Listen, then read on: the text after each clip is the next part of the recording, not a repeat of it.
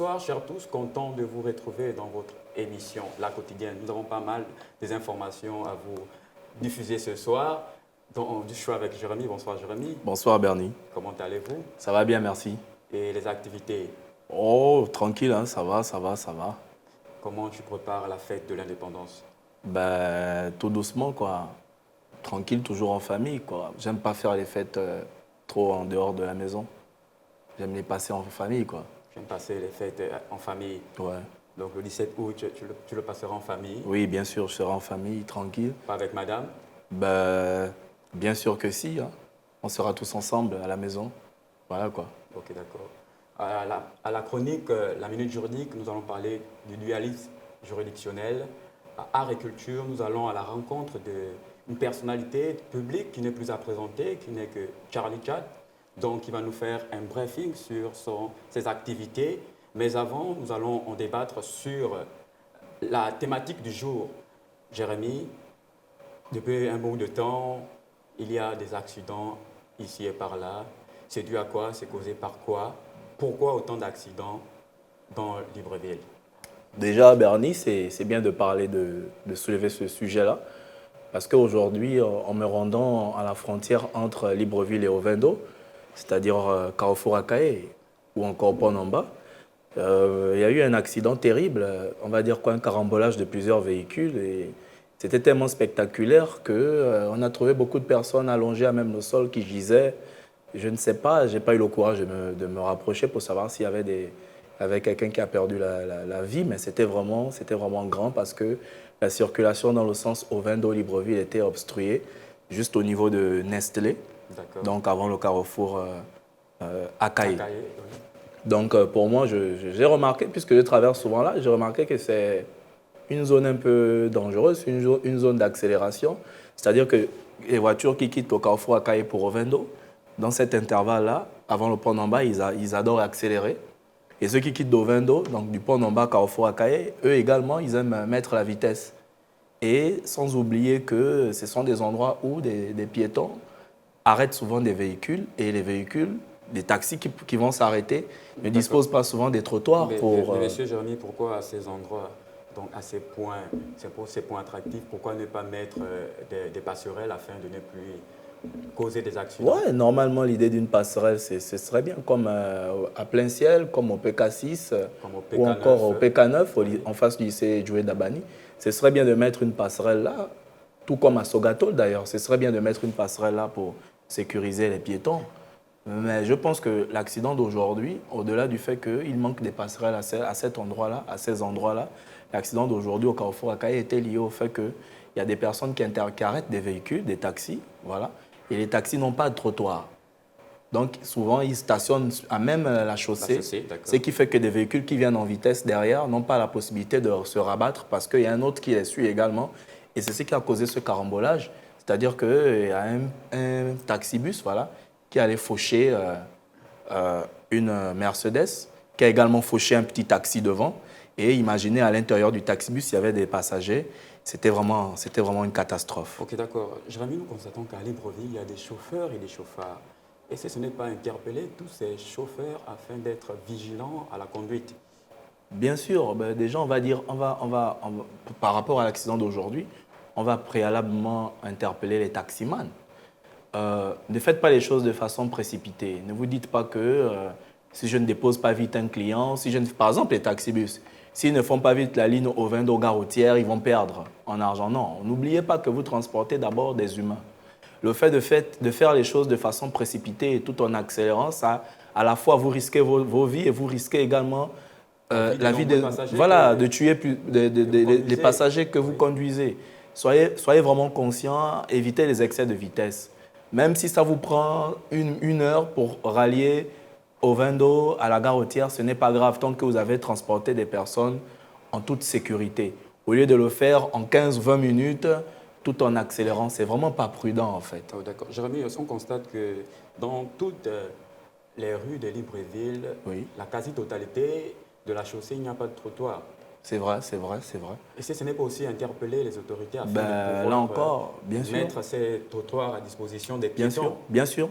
Par exemple, le tronçon dont nous parlons là, il n'y a quasiment pas de trottoirs. Il y a les accotements, mais ces accotements, bon, ce qui semblerait être un trottoir, cet espace qui est libre entre la chaussée et la canalisation, est vide et elle est d'ailleurs bosselée. Souvent, quand on arrête les taxis, là, ils n'aiment pas s'arrêter parce qu'ils savent qu'il n'y a pas d'endroit où réellement stationner. D'autres sont courageux au point de s'arrêter sur la chaussée, ce qui a causé l'accident du jour. Mais les autorités devraient simplement se pencher sur cette question. Ce sont des vieilles voies qui existent. Pensez, c'est vrai qu'il y avait des trottoirs par le passé, dans les années 90 jusqu'aux années début 2000, mais pensez à réhabiliter les trottoirs à ces endroits-là pour que les véhicules qui voudraient stationner, qui voudraient s'arrêter un moment pour faire descendre un client, faire descendre un passager et faire monter un passager, puissent également stationner en toute sécurité. Donc, veuillez à mettre au moins à réhabiliter comment dirais-je, des trottoirs pour éviter voilà, toutes ces catastrophes. Jérémy, quel est le message que vous pouvez faire passer à ces différents chauffeurs qui vont dans l'excès de vitesse? Voilà, soyez prudents parce que vous transportez des vies. Vous savez, sans les chauffeurs que vous êtes, on ne peut pas se déplacer. C'est grâce au travail, c'est grâce au noble travail que vous faites que nous arrivons à nous déplacer, nous qui n'avons pas de véhicule. Et même ceux qui ont des véhicules n'ont pas les véhicules tous les jours. Parfois, ils empruntent le transport en commun. Donc, vous qui transportez des vies, vous qui transportez des passagers, n'ayez pas d'abord l'idée en tête de faire profit. Ayez d'abord l'idée de rendre service et de transporter des personnes en toute sécurité. Évitez de penser à l'argent et de courir. Parce que quand vous courez, vous risquez vos vies et vous risquez également la vie des autres. D'accord, Jean-Yves. Chers téléspectateurs, vous avez si bien compris. Et chers taximans, soyez prudents à la conduite car vous transportez des vies. Nous allons passer à la fête nationale du 17 août. Jérémy, qu'est-ce que tu en penses sur la fête nationale du 17 août? Ça te rappelle quoi, cette fête? D'abord, avant de mettre en exergue ici mes souvenirs liés à la fête du 17 août, il faudrait savoir que le 17 août, c'est une date mémorable, voilà, qui marque l'accession au Gabon à la souveraineté internationale. C'est-à-dire que c'est à partir du 17 août 1960 que le Gabon est devenu un État indépendant, un État souverain, voilà, qui prône l'autonomie sur plusieurs choses, qui prône cette autonomie elle est prônée depuis les résolutions 1514, 1803, 2625 du Conseil de sécurité des Nations Unies. Ce sont ces décisions-là du Conseil de sécurité des Nations Unies qui ont invité voilà, les colons à l'époque de libérer les territoires colonisés. Et c'est à travers ces libérations des territoires colonisés que l'État gabonais il est né le 17 août 1960. Il est aujourd'hui un État à part entière, tout comme la France qui l'a colonisé par le passé. Alors Bernie, qu'est-ce que représentait le 17 août pour moi? J'ai grandi dans ça, voilà. Je sais que pendant la saison sèche, quand on arrive au mois d'août, c'est un mois festif. Déjà, ça marque la journée du drapeau pour annoncer, on met les couleurs en exergue pour annoncer la fête nationale, qui est le jour de l'indépendance du Gabon. Alors ce jour-là, pour moi, c'est la bouffe. La bouffe. Ça me rappelle un peu Noël et le 31 décembre. Pourquoi Jérémy Mapson? Vous n'êtes plus de Jérémy Mapongo. Pourquoi la bouffe? Mais la bouffe parce que j'ai été éduqué comme ça. Quand on arrive au 17 août, maman sort de la cuisine, elle prépare des mets vraiment extraordinaires, comme un peu pendant les jours de fête de fin d'année. Jérémy, on a constaté que la fête nationale, donc du 17 août, n'a plus en fait cette ampleur qu'il y avait auparavant. On constate que c'est le premier, donc la fête de Nouvel An. Ce n'est pas faux. De la fête de Noël qui a pris de l'ampleur. Avant, alors que quand on parlait du 17 août, c'était une fête grandiose. Ce n'est pas faux, Bernie. Pourquoi cette fête a perdu sa saveur? Ce n'est pas faux. Moi, je penserais qu'il n'y a pas que la fête du 17 août qui a perdu toute sa saveur, qui a perdu l'envie, le goût. Je pense qu'il y a plusieurs choses dans ce pays, dans notre pays, qui ont perdu certaines valeurs. Alors, quelles sont ces choses? Ces choses, par exemple, le respect du drapeau. Voilà. Je pense que beaucoup de Gabonais, et les administrés et les administrateurs, n'ont plus cette culture-là de prôner la fierté, la toute suprématie, la toute grandeur du drapeau vert, jaune, bleu. Vous voyez, par exemple, à l'époque, au primaire, lorsque le drapeau montait, il faut impérativement s'arrêter. Voilà, il fallait rester immobile. Si on avait une casquette, il fallait se décoiffer. Voilà, il fallait rester droit parce que les couleurs montaient.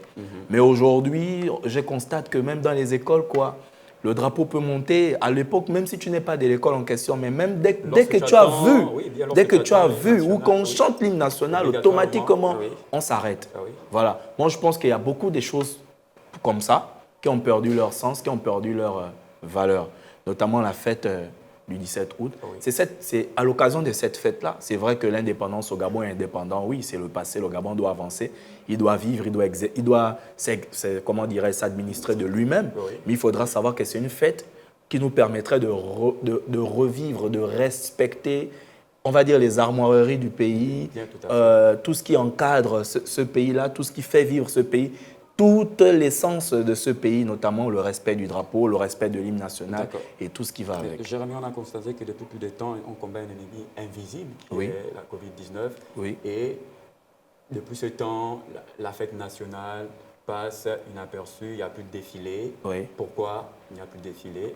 Seulement si on peut constater dans d'autres pays, il y a un défilé qui est réduit, mais pourquoi chez nous au pays, on ne fait pas de défilé?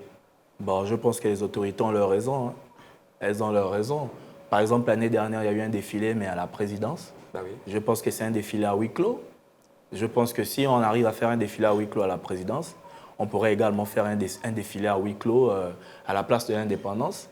Un défilé qui fera, par exemple, défiler un nombre restreint des différents corps. 45 minutes. Voilà, 45 minutes, un nombre restreint des différents corps. Et puis après, voir les autorités officielles à la tribune. Ou encore un défilé totalement à huis clos, mais juste retransmis à la chaîne nationale. Ce serait toujours bien. On pense on ose croire que cette année, ça va passer inaperçu, parce que lorsqu'on passe dans des différentes forces de défense nationale, qui donc la police, l'armée, etc., on constate qu'il y a les festivités qui se préparent. Donc, on espère que cette année, il y aura bel et bien défilé au bord de mer. Oui, il y a des personnes qui m'ont dit qu'il y a eu l'exercice de défilé cette année.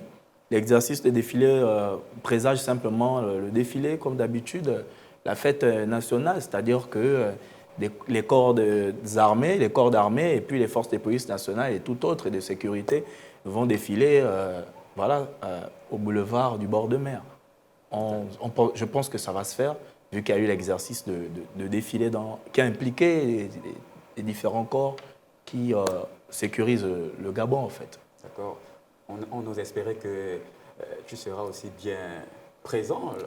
Non, mais je pense que... On se défilé, même à la maison. Là. Même à la maison, mais je n'ai jamais raté le défilé. J'ai toujours suivi le défilé chez moi, assis devant la télévision.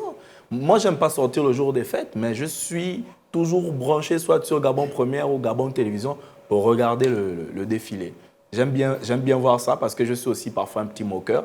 Parfois, je m'amuse à dire la palme d'or revient à tel corps, tel corps, tel corps. Je fais moi-même mes sondages par rapport aux différents corps qui défilent. J'essaie de déterminer qui occupe la première place, la deuxième et la troisième place. Je fais souvent ce petit jeu-là avec les parents à la maison, en fait. Ok, d'accord. Ouais. Chers téléspectateurs, j'espère que chez vous aussi, vous allez jubiler en ce jour du 17 août qui marque notre indépendance. Sur ce, nous allons prendre une personnalité publique dans la chronique Art et Culture qui n'est que Charlie Chad. Nous sommes allés à sa rencontre, l'équipe de la quotidienne. On se retrouve tout à l'heure. Bonsoir chers tous, content de vous retrouver dans le cadre de votre émission La Quotidienne. Ce soir, je reçois une personnalité publique qui n'est que Charlie Chad. Charlie Chad nous fera le devoir de se présenter. Bonsoir Charlie. Bonsoir RTH, merci encore de me donner le micro. Je suis Charlie Chad, présentateur TV, maître de cérémonie professionnel, tchatcheur motivateur, parce que je pense que mon devoir, c'est également de participer comme tous les autres sur le continent à insuffler, à optimiser, à aider, à transmettre une petite dose de motivation pour aider ceux qui ont du mal à prendre des initiatives, à se lever pour accomplir leur destinée. Charlie Chad, vous êtes un booster d'esprit, un motivateur. Qu'est-ce que vous pouvez dire à ces jeunes qui veulent faire comme vous, ces jeunes qui veulent aussi sortir de leur confort pour pouvoir exceller dans les métiers, d'animateurs? Qu'est-ce que vous pouvez dire? Mais ce que je peux dire, c'est, premièrement, ne faites pas comme Charlie, faites comme vous-même. Parce que chacun a un potentiel unique, exceptionnel. Deuxièmement, travaillez sur votre potentiel pour devenir le meilleur dans votre domaine. Et tout cela ne passe que par le travail. Le talent ne suffit pas. Au talent, il faut associer la formation, la recherche, le travail, la discipline. Et la troisième chose que je mets en priorité, c'est mettre Dieu devant. Parce que Dieu est l'architecte des talents que nous avons. C'est lui le chef d'orchestre, le maestro. Quand il bat la mesure, on joue au rythme de la mesure battue par l'Éternel des armées. Et quand on fait ces trois choses, on est sûr qu'on peut réussir. Et la deuxième chose, la dernière chose, c'est quand tu fais quelque chose, ne fais pas comme tout le monde, fais comme tu veux. Sois le fou de ta destinée. Au début, les gens ne vont pas te croire. Au début, les gens ne seront pas avec toi. Au début, les gens vont te critiquer. Mais le plus important, c'est l'arrivée. Si tu as confiance en toi, si tu es déterminé, si tu es focus, si tu penses que tu peux réussir honnêtement, loyalement, sans voler, sans tricher, sans rentrer dans des choses bizarres, oui, c'est possible. Si tu fais tout ce que j'ai dit au préalable, alors crois-moi, on se retrouvera au sommet de la pyramide et on va savourer notre réussite en mettant Dieu au centre en disant « Hey, Dieu nous a aidés, il nous a poussés. Nous sommes des champions aujourd'hui. Que Dieu soit béni. » Chers téléspectateurs, vous pouvez interagir sur l'émission, sur le numéro qui s'affiche au bas de votre écran. Jérémy, nous sommes allés à la rencontre d'une personnalité publique qui n'est que Charlie Chadd, qui a instauré un concept, une chaise, un parapluie. Qu'est-ce que vous en pensez de cette activité? Quand bien on sait qu'au Gabon, il n'y a plus de l'emploi, l'État n'embauche plus, etc. etc. Qu'est-ce que vous en pensez de ce jeune homme? Déjà, je félicite l'équipe de la quotidienne d'avoir fait ce déplacement. C'est quelque chose de bien parce que ça donne de la force à Charlie Chadd. Voilà.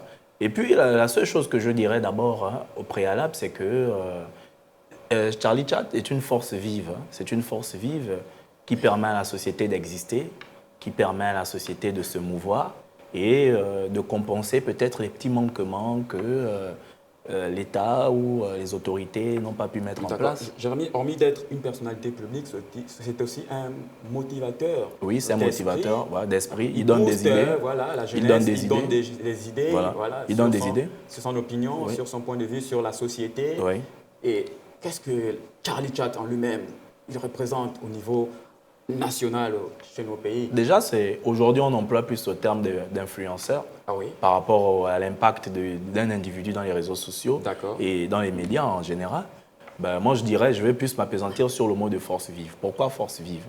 Parce qu'il a commencé le concept, j'ai regardé ça à Gabon Télévision, il a commencé le concept à Rio, une chaise, un parapluie pour toutes les personnes qui partent sur la nationale, c'est-à-dire qui quittent Libreville pour les PK, 27 jusqu'à Ntoum, Kango, voilà. Et voilà, on constate que dans les arrêts de bus, il n'y a souvent plus, il n'y a pas de place, il n'y a pas de hangar où les personnes pourraient simplement s'asseoir pour attendre les bus contre vents et marées. Parce qu'il y a souvent de la pluie, il y a souvent du soleil, et c'est difficile pour ces personnes d'attendre debout. Alors voilà un compatriote qui a bien réfléchi, voilà, il a bien réfléchi de venir combler le vide, parce qu'il y avait un vide à ce niveau-là. Il a bien réfléchi, voilà pourquoi je le qualifie de force vive de la société. Il a apporté une idée et il a mis cette idée en pratique. Lorsque l'information a été diffusée, on s'est rendu compte qu'il exerçait cette activité à Rio. Mais lorsque la quotidienne s'est déplacée, la quotidienne s'est rendu compte que Rio était son premier site, mais en dehors de Rio, il avait maintenant pour second site Sainte-Marie. Oui, tout en laissant quelqu'un à Rio s'occuper du business. Oui, Jean-Mi, lorsque nous sommes allés à sa rencontre à Sainte-Marie, c'était que son deuxième site qu'il a ouvert, parce qu'après Rio, il a réfléchi d'ouvrir un autre site à Sainte-Marie. Parce que c'est le PK0 d'ailleurs. Oui, oui. C'est le PK0. Et d'ici peu, il va encore ouvrir un autre site au PK12, parce qu'il disait au PK12, il y a l'influence des populations et l'attente s'est faite. Voilà. Ben, il y a aussi à Wenje, on va conseiller à Charlie Chadd de le faire également à Wenje. À Wenje, il y a deux points. Il y a au rond-point. Et il y a en face des cocotiers d'Awenje. Pour ceux qui vont dans l'axe Awenje, PK5, voilà. Il y a souvent des bus transurbes qui s'arrêtent là pour transporter des passagers, des usagers, en fait. D'accord. Jérémy, on connaît qui est Charlie Chadd. Beaucoup de personnes se posent la question, Charlie Chadd, c'est une personnalité publique, il parcourt donc les nations. Pourquoi avoir instauré ce concept? Si et seulement s'il gagne bien sa vie, pourquoi l'avoir fait? Ben, vous savez, on peut avoir de l'argent, mais l'argent, ça s'entretient. Lorsqu'on a, à travers une activité, on a généré de fonds, on a généré des bénéfices, il faudra alors diversifier la chose. Voilà. Et je pense que ce qui aurait peut-être poussé Charlie Chadd à le faire, c'est dans l'optique de diversifier ses revenus, de diversifier ses activités. Peut-être même que cette nouvelle activité pourra être pour lui l'activité la plus prolifique, la plus rentable. Donc il faudrait toujours s'essayer dans plusieurs choses avant de devenir encore un peu plus... Pour devenir, pas avant, pour devenir encore un peu plus riche. Voilà. D'accord. Chers téléspectateurs, n'attendez pas que l'emploi vienne chez vous. Créez des emplois, allez vers des endroits stratégiques afin de pouvoir créer un emploi et de pouvoir avoir un capital ou un revenu personnel. Sur ce, nous allons marquer une transition et se retrouver tout à l'heure à la chronique La Minute Juridique.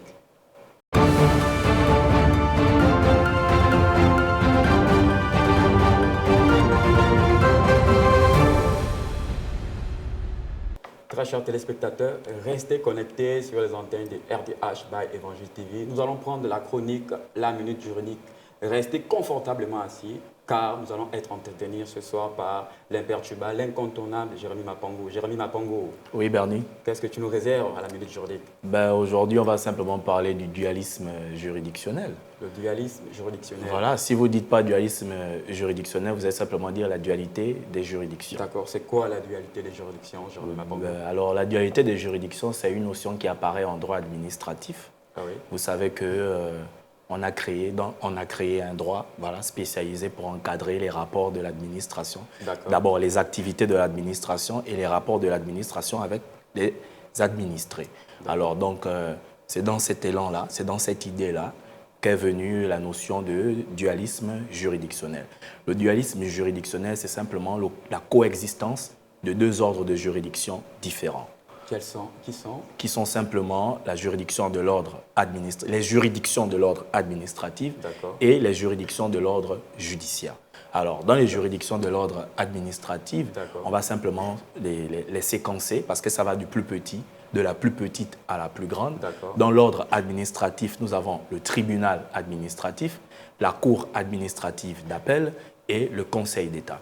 Alors, dans les juridictions de l'ordre judiciaire, nous avons simplement le tribunal de première instance, la cour d'appel et la cour de cassation. Alors, il faudra savoir ici que dans la dualité des juridictions, donc dans la coexistence de deux ordres de juridiction, le Conseil d'État représente pour la juridiction administrative ce que représente pour les juridictions judiciaires la cour de cassation. En fait, ce sont les dernières instances, les derniers niveaux, les niveaux les plus élevés. La Cour de cassation, ce sont les dernières instances, les niveaux les plus élevés. Oui. Jérémy, la Cour de cassation, quel est son rôle? Il faut bien en parler aussi, parce qu'on parle de la dualité des juridictions. Très bien. Alors, la Cour de cassation, c'est une juridiction, c'est une instance, on va dire, particulière. Elle intervient comme dernier ressort. Vous voyez? Ça veut dire que si, Bernie, tout de suite, tu as un litige avec le voisin, tu vas porter plainte au tribunal de première instance. Le juge rend une décision qui ne te plaît pas. Ensuite, tu vas en deuxième instance. La décision de la deuxième instance te donne peut-être raison, mais ne te fait pas entrer dans la totalité de tes droits. Tu as peut-être revendiqué 10 millions, mais on te dit tu as 2 millions. Tu vas alors saisir la Cour de cassation.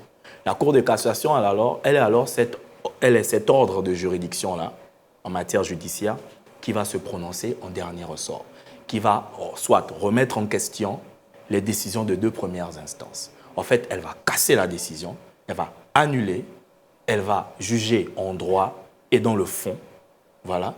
Et la décision qu'elle va rendre, en fait, elle ne se prononce pas, elle va juste te renvoyer vers la juridiction précédente qui a rendu la meilleure décision pour que ces dernières disent le droit. En français facile, si en première instance, ça ne t'a pas arrangé, en deuxième instance, ça t'a arrangé, mais pas bien, tu avais besoin de 10 millions, et que la Cour de cassation analyse dans le fond et en droit, elle se rend compte qu'en réalité, Bernier a raison de demander 10 millions. La Cour de cassation va dire, j'ordonne la Cour d'appel de prononcer le paiement d'un dommage et intérêt en faveur de Bernier à la hauteur de 10 millions. Donc, vous allez repartir devant la Cour d'appel. La Cour d'appel va devoir se prononcer sur la décision. Donc, la première instance n'est que la Cour d'appel? Non, la première instance est le tribunal, celui vers qui on apporte le problème. On dit, voilà, Bernier et lui, ils sont confrontés à tel problème. Moi, je pense que Bernier a raison. C'est par exemple moi l'avocat de Bernier. Je pense que Bernier a raison parce que Bernier a été exposé à tel fait, tandis qu'il n'est pour rien. Donc, pour le préjudice que Bernier a subi, nous demandons à la juridiction, nous vous demandons voilà, de rendre une décision pour que Bernier puisse rentrer en possession de ses droits. D'accord, Jérémy, quelle est la deuxième instance? La deuxième instance, c'est celle qu'on appelle simplement la cour d'appel. Oui. Voilà. Quel est son rôle? Son rôle, c'est de remettre en question le jugement rendu en première instance. Donc, au tribunal. Voilà. Après la cour d'appel, après la cour d'appel, comme j'ai dit tout à l'heure, on revient à la cour de cassation. C'est la même chose. Non seulement la dernière instance. La dernière instance, la plus haute instance, elle casse sa décision. Voilà, elle casse sa décision. Dans un État. Bien sûr, en matière judiciaire. En matière judiciaire, ça veut dire des conflits entre particuliers ou entre une société, donc les personnes de droit privé, toi et moi, une société et nous. S'il y a un litige, la Cour de cassation elle est là pour trancher le litige. Donc, Jérémy, si je comprends bien, donc on ne peut pas outrepasser la première instance et aller à la seconde instance? Non. On ne peut pas non plus aller directement en cassation. On ne peut pas, oui. Ce serait simplement un vice de procédure. Tandis que pour les juridictions de l'ordre administratif, il y a quand même une exception. Quelle est cette exception? Cette exception, c'est qu'il existe tribunal administratif, cour administrative d'appel, cour de cassation, conseil d'État. La particularité avec les juridictions de l'ordre administratif, c'est que les juridictions de l'ordre administratif, le conseil d'État se prononce en premier et en dernier ressort sur les actes à caractère réglementaire. Oui, Jérémy, vous parlez du conseil d'État. Est-ce que les Gabonais ont déjà entendu parler du conseil d'État? Allais-je dire, c'est quoi le conseil d'État? Oui, c'est vrai que tout ce qui relève un peu du droit public, ça relève un peu du mystère. Hein. Ah oui. Voilà, le Conseil d'État, c'est la plus haute instance en matière de contentieux administratif. D'accord. Ça veut dire que c'est elle qui se prononce, qui a le dernier mot sur la question, comme on l'a vu avec la Cour de cassation. Vous voyez? Elle a un peu la même autorité. Voilà. Donc, lorsque quelqu'un attaque l'administration, l'État, on va simplement devant le tribunal administratif. C'est vrai que dans l'action récursoire avec Cabrel, on avait parlé de l'existence de, comment on appelle cette institution-là, ça va me revenir, voilà. Oui. L'agence judiciaire de l'État. Oui. Voilà. Mais lorsqu'on a passé l'affaire de l'agence judiciaire de l'État et qu'on veut saisir le juge directement, tribunal administratif, si on n'a pas gain de cause, cour administrative d'appel, et si on n'a pas toujours gain de cause, conseil d'État, c'est lui qui va se prononcer en dernier ressort. Mais sauf que la particularité, comme j'essayais de le dire tout à l'heure avec les juridictions administratives, c'est que le conseil d'État, on peut le saisir d'emblée. On peut ne pas saisir le tribunal administratif ou la cour administrative d'appel. On peut directement se pourvoir devant le conseil d'État. Mais dans quelles conditions? On peut se pourvoir directement devant le conseil d'État en ce qui concerne les actes à caractère réglementaire. Quels sont ces actes, Jérémy, à caractère par exemple, réglementaire? Ça peut être par exemple un acte de licenciement, un fonctionnaire qui est licencié, voilà, un fonctionnaire, une décision qui est prise voilà, de l'administration qui vient changer fondamentalement ta situation juridique. Vous voyez, comme on avait parlé à l'université il y a de cela 4-5 ans, de l'augmentation des frais d'inscription. Oui, c'est un acte à caractère réglementaire parce que c'est un acte qui venait changer fondamentalement un ordre juridique établi. Oui. L'ordre juridique établi avant, c'était 9 000 francs, voilà, les frais d'inscription à l'université. Oui. Donc la décision qui est arrivée est venue faire passer les frais de 9 000 francs à 35 000 pour le premier cycle, à 75 000 pour le second cycle et à 200 et quelques pour ceux qui font la thèse, le doctorat. Voilà. Donc, vous voyez, cette décision qui est venue changer les tarifs, les frais d'inscription, c'est simplement un acte administratif à caractère réglementaire. Alors, pour attaquer cet acte administratif à caractère réglementaire, voilà, on peut simplement aller directement devant le Conseil d'État. Le Conseil d'État. Voilà.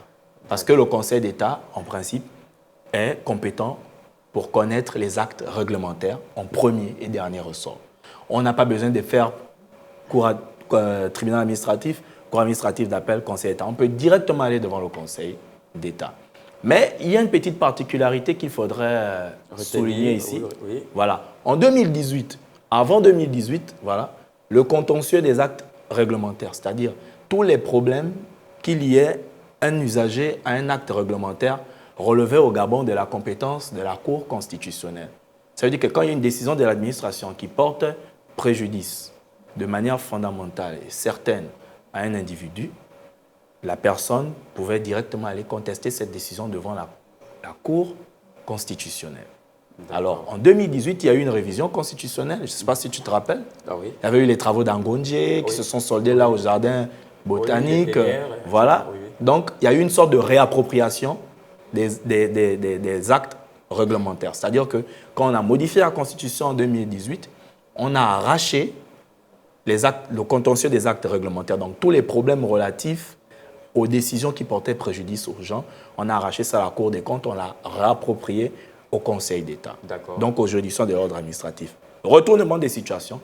Avec la révision constitutionnelle de 2020, il y a encore eu une sorte de réappropriation. On a encore arraché le contentieux des actes réglementaires aux juridictions administratives et on les a encore réappropriés à la Cour constitutionnelle. Ça veut simplement dire que dans le dualisme juridictionnel, en République gabonaise, lorsqu'un acte administratif porte préjudice à quelqu'un, il faudrait aller contester devant la Cour constitutionnelle. D'accord. Jérémy, donc en un mot, je peux nous faire le résumé de qu'est-ce que le dualisme juridictionnel. Voilà, le dualisme juridictionnel, Bernie, ici, ce n'est qu'une petite notion, un petit concept voilà, qui existe en droit administratif. C'est un concept qui montre la séparation entre les différentes juridictions de l'État. Voilà. Voilà pourquoi c'est défini comme étant la coexistence des deux ordres juridiques différents. Donc le dualisme des juridictions est ce petit principe-là, il est ce petit principe général de droit qui sépare les juridictions administratives des juridictions de droit commun, des juridictions judiciaires, des juridictions civiles. Vous voyez un peu? C'est ce petit principe-là qui dit que, Bernie, si tu veux attaquer l'État, ne va pas n'importe comment dans les juridictions judiciaires parce que la juridiction administrative est en principe compétente et peut être compétente en matière du cas d'espèce. Ok, d'accord. Jérémy, j'ai un message d'un téléspectateur ici qui parle sur l'établissement de la carte d'identité. En étant juriste, il dit ceci: pourquoi tant d'années pour pouvoir être en possession de la carte d'identité?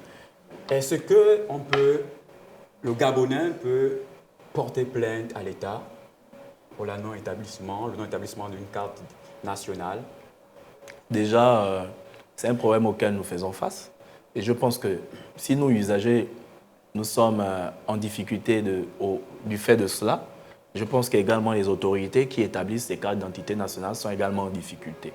Ces autorités-là, ce sont les forces de police nationales. Il y a peut-être une difficulté au niveau du logiciel. Vous savez, certains logiciels qui sont utilisés pour établir certains documents administratifs coûtent tellement cher. Et nous ne sommes pas fabricants de ces logiciels-là et de ces outils-là. Peut-être inviter le gouvernement à peut-être mettre des moyens nécessaires pour pouvoir fabriquer ces logiciels ou acheter ces logiciels pour qu'ils puissent nous appartenir, fabriquer ces machines et former des Gabonais qui pourraient peut-être entretenir, faire la maintenance de ces machines. Mais sinon, c'est un problème qui dépasse. C'est un problème qui dépasse. C'est un problème qui ne dépasse pas que les usagers. Jérémy, ça perdure quand même. Ça fait déjà plus de 2 ou 3 ans. Naturellement. Nous ne sommes pas en possession d'une pièce d'identité. Ce n'est pas faux. Et si et seulement si on parle de contrôle, donc des forces de police qui ne cessent de faire leur travail, contrôle à gauche, contrôle à droite. Mais si on n'a pas une pièce d'identité, est-ce la faute sur le Gabonais ou est-ce la faute sur l'État? Bon, en fait, il faudra déjà savoir qu'ici, on ne peut pas mettre la faute sur l'État parce que quand bien même les cartes d'identité nationale ne sont plus distribuées depuis 3 ans, comme tu l'as si bien dit, il faudra savoir que lorsqu'on va établir une pièce d'identité nationale, on nous remet un récépissé. Voilà. Donc, je pense que ce récépissé-là fait autorité de la chose jugée. Voilà, ça permet à la personne de rentrer en possession de ses droits. Lorsque vous êtes à un contrôle, vous présentez votre récépissé et vous passez. C'est une pièce d'identité nationale, sauf que c'est une pièce d'identité nationale provisoire. Donc, ça veut dire que l'État fait au moins l'effort de donner cette pièce d'identité provisoire. Tu vas peut-être me dire que, mais Mapson, Jérémy, mais quand on va par exemple dans une banque, il y a des banques qui disent on ne reçoit pas le récépissé. Ben, moi, je dirais à ces banques-là que vous faites mal. Vous faites mal parce que le récépissé est une pièce d'identité. Elle est délivrée par la même autorité qui délivre la carte d'identité nationale. Ce sont les forces de police nationales qui délivrent le récépissé. Bon, maintenant, pour parer à la difficulté du récépissé, moi, je dirais peut-être aux gens d'être un peu plus malignes, d'avoir une vision un peu plus élargie, peut-être de vous munir d'un passeport. Ah oui, parce que les passeports, ils sortent plus vite et ils sont plus faciles à acquérir. Parler de se munir d'un passeport. Généralement, lorsqu'on veut faire un retrait dans des microfinances ou dans des banques, par exemple comme MoneyGram, tu vas avec un récépissé, on n'accorde pas le récépissé. Oui, malheureusement. On te demande le passeport, malheureusement, ou le permis de conduire. Moi-même, je ne connais pas. Moi-même, je ne connais pas sur quel fondement juridique ces banques refusent de prendre le récépissé. Ben voilà, moi-même, j'étais confronté. Bon, j'étais confronté à cette situation. C'est une pièce d'identité. Je préfère même que, une fois dans une banque de la place, il y avait une caissière qui avait dit à une dame, je ne peux pas vous recevoir avec votre passeport. La dame lui a dit, mais le passeport a été délivré par le ministère des Transports. Le ministère des Transports qui a établi ce passeport sur la base d'un acte de naissance, sur la base d'une pièce d'identité et sur la base des demi-photos d'identité qui pourraient retracer mon identité. En gros, le permis de conduire peut me permettre d'être reçu dans vos services. Oui. Jérémy, combien on sait que le permis de conduire, comme vous avez si bien dit, il y a la traçabilité, donc le nom, prénom, etc., d'acte de lieu de naissance. Nous avons fourni des documents qui prouvent que nous sommes éligibles pour pouvoir postuler pour avoir un permis. Donc, le passeport de même, etc., etc. Le passeport a cette même force juridique. Voilà, mais pourquoi le récépissé n'est pas accordé? Moi-même, je ne connais pas, Bernie. Moi-même, je ne connais pas. Mais on va essayer de recadrer certaines choses. Il faudrait que les banques communiquent. Elles doivent nous dire concrètement pourquoi elles ne reçoivent pas des récépissés. Parce que la carte d'identité nationale, le passeport ont la même force juridique. Ils sont établis par les mêmes autorités, les forces des polices nationales. On peut faire la carte d'identité dans les commissariats, mais le passeport, on le fait à la direction générale de la documentation et de l'immigration. Autrement dit, DGDI. Alors, mais la DGDI, c'est un organisme, c'est comment dirais-je, une autorité ou un service autonome de la police nationale. C'est un service à part à la police nationale. Alors, en droit, le passeport et la pièce d'identité nationale ont la même force juridique. La différence, c'est que le passeport nous permet de voyager et la pièce d'identité nationale nous permet de justifier notre identité. Tout comme le passeport, à défaut de voyager, peut également justifier notre identité. Mais ces banques-là ignorent que... La carte d'identité nationale, ça nous permet de voyager dans le territoire national. Oui, dans le territoire national, bien sûr. Il nous permet de voyager dans le territoire national. Et nous sommes dans la zone d'intégration CEMAC. Je pense qu'aujourd'hui, avec les efforts que font les États membres de la communauté économique des États de l'Afrique centrale, les personnes ressortissant de cette union communautaire-là pourraient circuler librement à travers leurs pièces, à travers la présentation de leurs pièces d'identité. Mais moi, ce que je voudrais dire à ces banques-là, c'est que le passeport, la pièce d'identité, la carte d'identité nationale et le récépissé ont la même valeur juridique. Essayez un peu de nous expliquer le fait que vous refusiez de recevoir des clients avec un récépissé. Ici, vous adressez à ces différentes banques, mais est-ce que aussi, vous ne voyez pas aussi le ministère bien sûr, le ministère peut aussi communiquer. Oui, le ministère peut aussi communiquer. Des lois, voilà, etc., le ministère peut également communiquer. Le ministère de l'Intérieur, qui est le ministère de tutelle des forces des polices nationales, peut également communiquer en nous donnant la véritable, peut-être que moi je suis en train de me tromper, en nous donnant le véritable statut juridique, la véritable force juridique qu'a le récépissé. Peut-être que le récépissé ne peut pas nous permettre même d'aller en dehors du Gabon, je ne sais pas. Je ne sais pas à quoi sert le récépissé. Mais le récépissé, c'est une pièce d'identité provisoire. En attendant la sortie de la carte nationale d'identité, on a le récépissé. On peut en principe être reçu dans une banque avec le récépissé. Mais je ne sais pas pourquoi les banques font la vie dure aux usagers, en fait. Donc, on nous espérait que d'ici peu, on va être servi sur les pièces d'identité nationales, avoir notre pièce d'identité. Oui, on espère que... 3 ans, on est sans pièce d'identité. Voilà, par exemple, moi, je me balade depuis avec le récépissé, je me dis, attends, ça fait déjà 3 ans. Waouh! Moi, j'ai eu la grâce d'avoir ma pièce d'identité nationale, déjà. Elle va expirer dans 2 ans. Ah oui. Voilà. Ben, je ne sais pas dans 2 ans si j'aurai la possibilité d'avoir une nouvelle pièce d'identité. Mais si ce n'est pas le cas, je suis détenteur d'un passeport. Donc, je pourrais me pourvoir avec mon passeport afin que me soit valu ce qui me revient de droit. Oui, Jérémy, vous êtes détenteur d'un passeport, moi également, mais généralement, lorsque vous arrivez dans des postes de police, est-ce que vous présentez votre passeport ou bien vous présentez votre carte d'identité? Souvent, je présente le passeport quand je n'ai pas la pièce d'identité sur moi. On vous laisse passer? Oui, on me laisse passer parce que je ne fais souvent pas la bêtise de circuler avec ces 2 pièces. Allez, si je perds le passeport, il faudra encore de l'argent pour le refaire. Si je perds ma carte d'identité nationale, tu as soulevé la question depuis 3 ans, ça ne vient plus, on ne nous la produit plus. Je ne sais pas quand est-ce que je l'aurai encore un jour. Oui, même donc, ce sont des choses que... des récépissés, ça devient compliqué. Voilà. Ce sont des choses que je garde vraiment précieusement avec grande jalousie pour ne pas les perdre. Ok, d'accord. Jérémy, si on n'a pas de passeport, on n'a pas de carte d'identité, quelle est la pièce qu'on peut circuler? Le récépissé. Mais si on n'a pas de récépissé? Si on n'a pas de récépissé, il y a la carte d'étudiant, il y a la carte scolaire, il y a la carte professionnelle. Voilà, ça peut justifier de notre identité. Ah oui. Parce qu'il y a toutes nos informations là-dessus. Voilà quoi. Ok, d'accord. Donc, Jérémy Mapangou, nous sommes arrivés au terme de notre émission. Un mot de fin. C'est une émission soft, parce que nous avons pas mal de coucous à faire passer. Bien sûr. Donc, quels sont les différents coucous que tu peux faire passer? Déjà, aujourd'hui, c'est un jour d'anniversaire. Ah oui. Je connais beaucoup de personnes qui sont nées aujourd'hui, notamment Glenn Yuba Massamba. Ah oui, le juriste. On fait déjà coucou. Et voilà, qui est intervenu dans la Minute Juridique il y a plusieurs semaines. Donc, joyeux anniversaire à toi, frère. Porte-toi bien, que la sagesse et la santé soient ton partage. Et puis, de l'autre côté, il y a le ferrailleur en chef, quelqu'un que j'ai surnommé le machine. Je n'ai pas dit la machine parce qu'il dépasse les capacités d'une machine. Donc, je l'ai surnommé le machine, le ferrailleur en chef, qui n'est d'autre que Kevin. Joyeux anniversaire, cher frère. Continue d'être la bonne personne que tu es. Continue d'être plein d'énergie, plein de savoir, plein d'amour, plein de sagesse. Voilà, tu es quelqu'un de bien et que Dieu te bénisse et te protège. D'accord. Chers téléspectateurs, nous sommes arrivés au terme de notre émission. Vous l'avez si bien constaté. Aujourd'hui, nous sommes à 2. La charmante Florida n'est pas là. Elle a eu un empêchement. Oui. Et moi, comme ça, je vais aussi faire un coucou. Donc, aujourd'hui est un jour particulier. Oui. Donc, le 13 août, je ne peux pas l'oublier. Je vais faire un coucou comme ça à Madame Miyindou Chancia qui me regarde. Donc, qui prend un an de plus.